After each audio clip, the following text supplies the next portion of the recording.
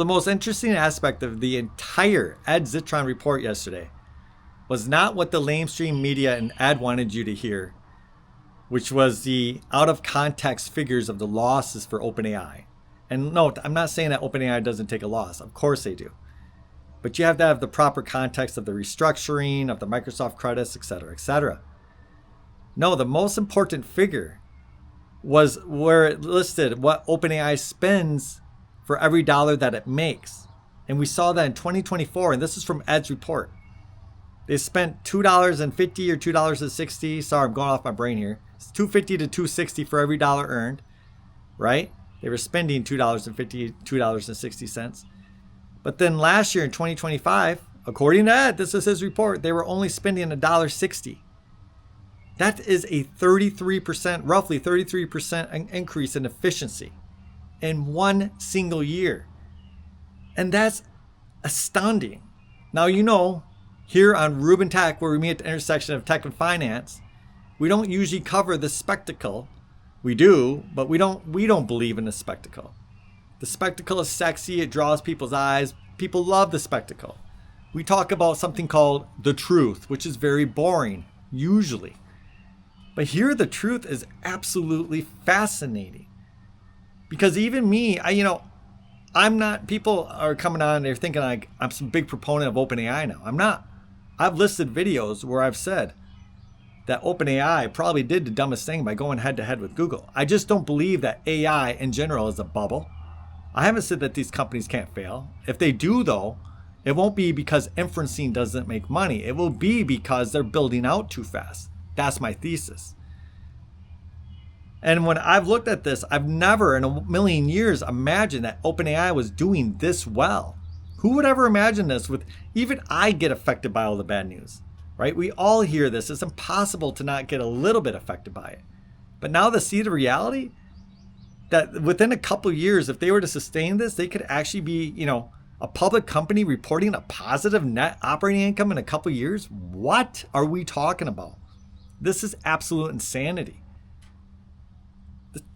This doesn't make sense to me, right? Something has to be going on here, because like Amazon, they needed, a decade to be profitable.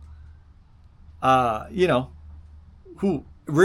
electric car companies, Rivian and Lucid, right? They're losing tons of cash. Nobody in America expects startups to make money anymore, to actually make money. We give them a long runway. Again, Amazon was like 10 or 12 years we gave them. But if this is true about what they're spending to make money, and it keeps improving, they could be profitable in a couple years. And I'm not just talking on inferencing, which is what is called a unit cost. I'm not just talking about the unit profitability of inferencing, which is absolutely insane.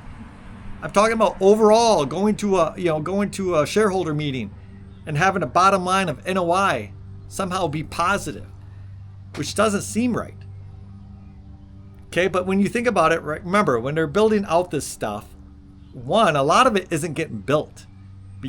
Not because they don't want to build it, but because, simply put, in America, we don't have the materials. We don't have the transformers. We don't have, you got to get permitted. We don't have the electricity. All these towns are kind of resisting AI centers being built by them. I believe I saw a report, and I don't know if it's true. We should check it. But the last I saw, it was like 50% of planned AI centers in 2026. Only 50% of the planned ones are going up right now, under construction. The other ones are getting held up due to materials, due to electricity, and due to like zoning and permitting, and the towns fighting back against them. And in a way, this could be the best thing for OpenAI and Anthropic. In a way. It depends.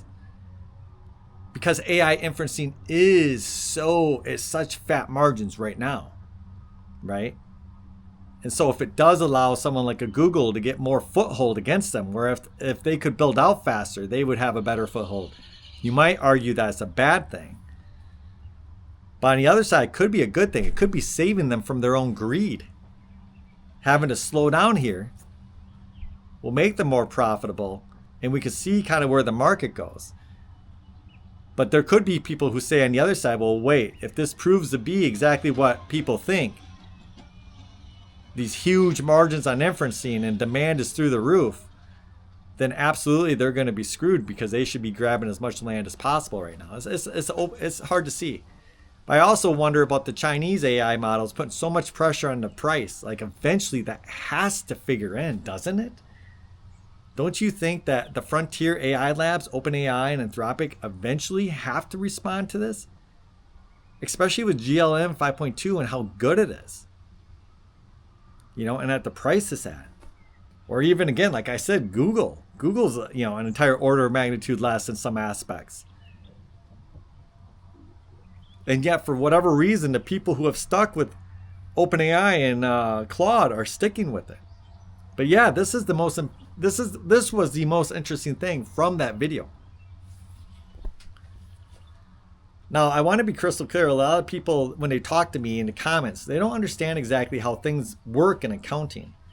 So if you're building a data center, you don't write off the building the first day, okay? It's not like going out and buying a camera. You're a small business owner, you buy a camera, you expense it right then and there, depending on the price. Most people, $1,000 camera, you probably expense it right there.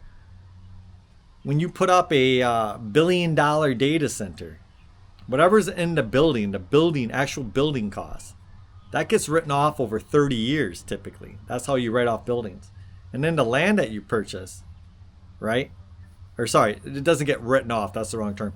That gets accounted for, expensed, you know, over 30 years. And then the land, well, that you just, I don't think that ever gets expensed, right? Land you just keep forever until you sell it, and then you just have to pay taxes on whatever you made on it, or you know, if you lost money. Which, does anybody lose money on land? I don't know. And even the CPUs or the GPUs right now being depreciated, I believe, over 5 to 7 years. So it's not like they're depreciating them immediately. In fact, that was Burry's issue. He's saying they should be depreciated in 2 to 3. But I showed even in 2 to 3, they still would be making money on inferencing. I don't know about across the board because, you know, you have other costs. You have training, you have people. But in inferencing, the margins are so high. They pay off things super quick. So yeah, I don't know. I'm looking at this. I'm wondering, like, nobody's talking about this.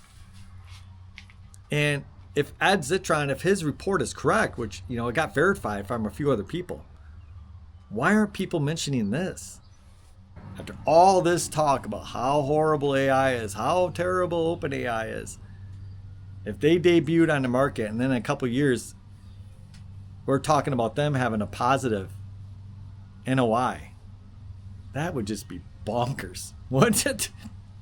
I don't know. Let me know what you think down below. All of you out there, have a great day.